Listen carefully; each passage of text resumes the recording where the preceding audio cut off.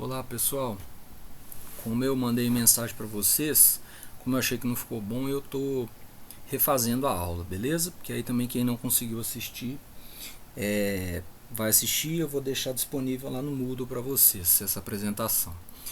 Bom, o nome da aula é farmacodinâmica e os assuntos que a gente viu foram esses daqui, ó: conceito de farmacodinâmica, potência e eficácia, nível de resposta, índice terapêutico e reações adversas. Muito bem.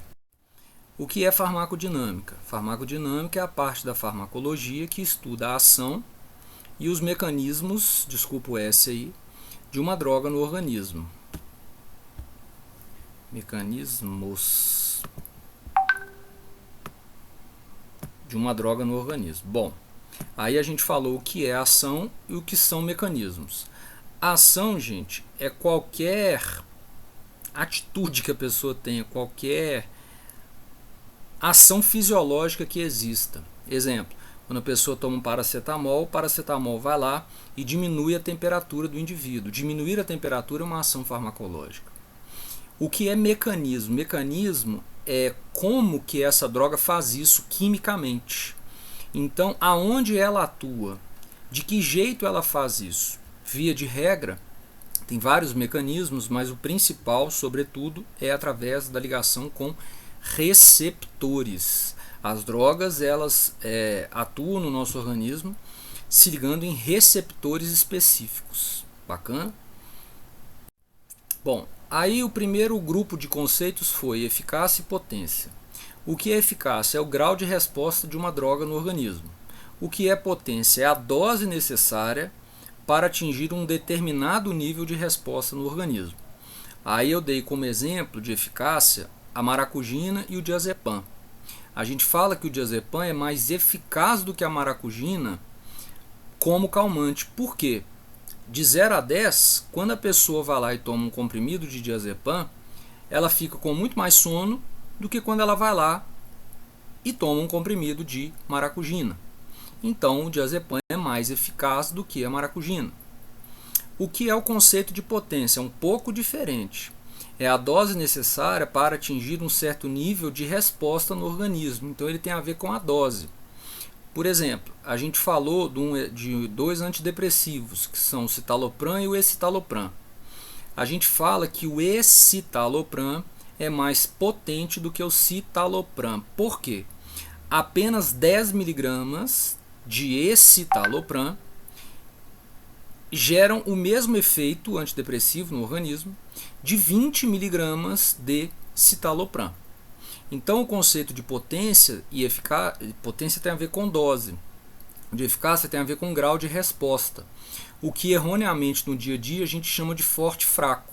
Aquilo que é mais eficaz ou que é mais potente, a gente costuma falar que é mais forte. E aquilo que é menos eficaz ou menos potente, a gente costuma falar que é menos forte, mais fraco. Mas isso não é verdade, não existem esses conceitos forte e fraco. Existem mais eficaz ou menos eficaz, mais potente ou menos potente. Muito bem. Aí depois a gente falou o nível de resposta.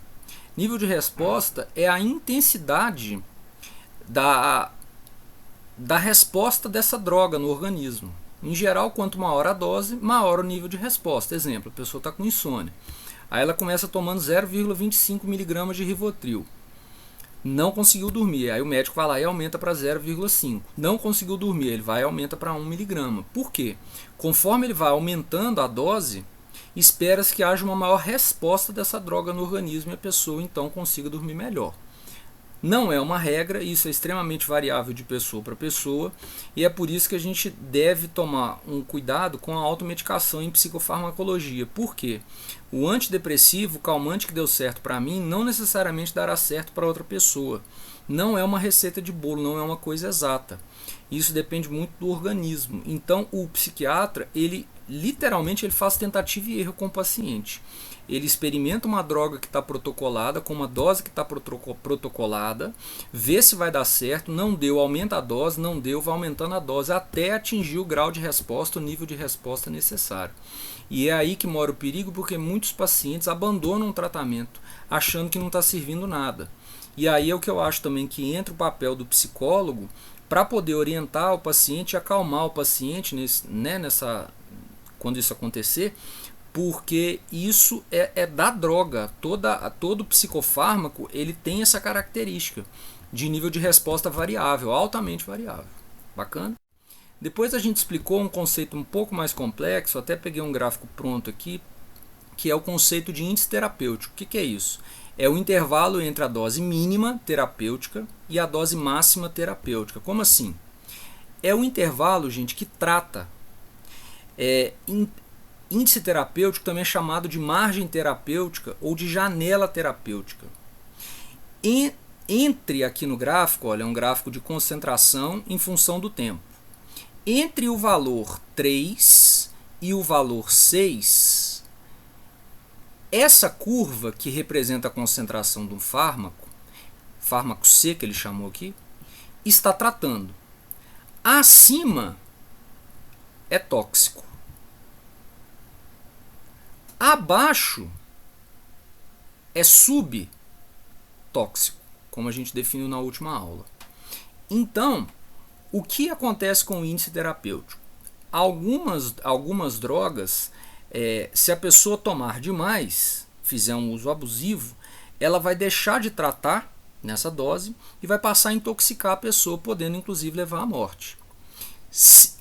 Para as drogas, a pessoa que toma uma dose menor do que o recomendado, ela não chega a ser tratada. Ela fica nessa casa aqui do estado subótimo, subterapêutico. Agora, a pessoa que faz uso da droga certo, correto, os níveis da droga vão ficar aqui na faixa terapêutica, na janela terapêutica. E por que é importante o índice terapêutico? Porque quanto menor o índice terapêutico, mais perigosa é a droga. Por quê? Porque as drogas que têm baixo índice terapêutico, a dose que trata fica muito perto da dose que, entre aspas, mata, sendo mais perigosa então para o paciente. Então o ideal é que as drogas tenham o índice terapêutico o mais largo possível, o maior possível, para oferecer margem de segurança para o paciente caso ele tome uma quantidade a mais. Bom, reações adversas são ações que normalmente não são desejadas de uma droga no organismo, ou seja, a pessoa faz uso de uma droga e junto com o efeito que a droga causa, ela também pode causar algumas reações adversas. Então, por exemplo, eu até citei ontem a questão do antialérgico. A pessoa vai lá e toma um antialérgico que é o Histamin. O Histamin é um antialérgico? Sim, ele é um antialérgico. Ele serve para alergia? Sim, esse é o efeito dele. Porém, ele possui uma reação adversa muito comum na maioria da população, que é a sonolência. Para alguns mais, para outros menos. Mas ela é uma reação adversa que acontece com muita frequência e com boa intensidade. Então, essas reações elas não são normalmente desejadas para o organismo. Quem está com alergia e toma um antialérgico, o que ele deseja é o alívio antialérgico. Ele não deseja ficar com sono, mas é um pacote indissociável, ou seja, a pessoa compra o que faz a ação boa, mas também a possível ação ruim. E reações adversas, é bom falar que elas podem acontecer. Não significa que a reação adversa está escrita na bula e que o paciente vai ter essa reação adversa. Por isso que é muito perigoso ler bula. Se você pegar bula de psicofármaco, você não toma nenhum, porque elas assustam, mas você tem que entender que isso é um respaldo jurídico do laboratório. Então o laboratório coloca tudo que pode acontecer, porque se tiver qualquer coisa possível ele tomar um processo na cabeça, ele tem respaldo jurídico.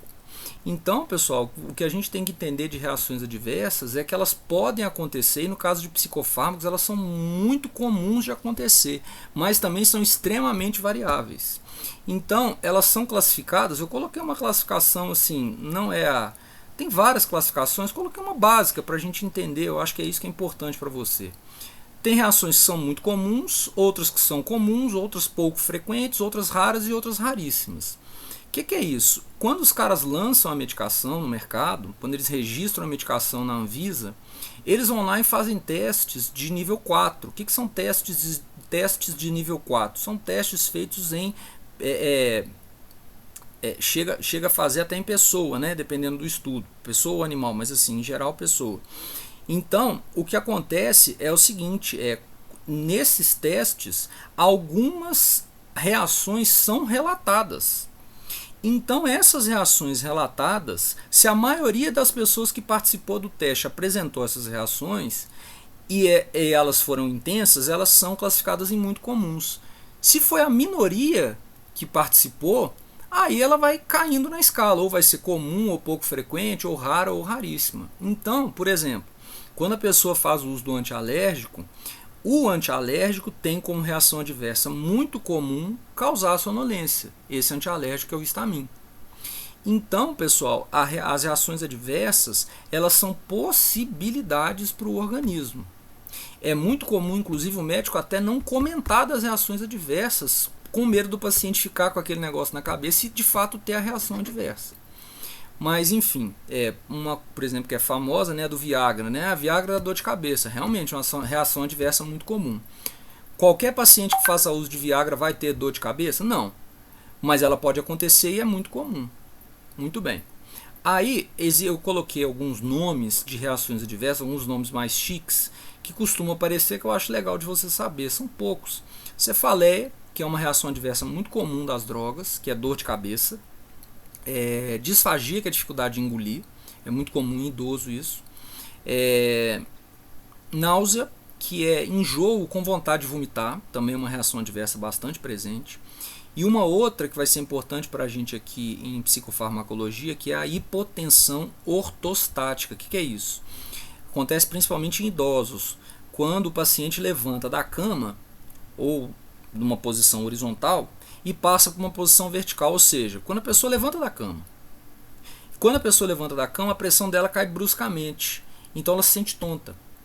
E isso é motivo de queda no idoso e fratura. Então, isso é uma reação muito comum em vários psicofármacos. Eu tentei pegar as mais comuns. Aí você pode me perguntar, Bruno, mas eu não entendo. Se eu pego a bula, às vezes, de um medicamento que trata dor, lá está falando que ele pode dar dor de cabeça. Sim, porque você tem que pensar que aquilo ali é um documento jurídico. Então, se algum paciente, se alguma pessoa que participou do ensaio relatou qualquer tipo de dor de cabeça, eles vão colocar lá, para poder se resguardar. Bruno, mas isso é muito sem lógica. Também acho. É muito ilógico mesmo. Bom, pessoal,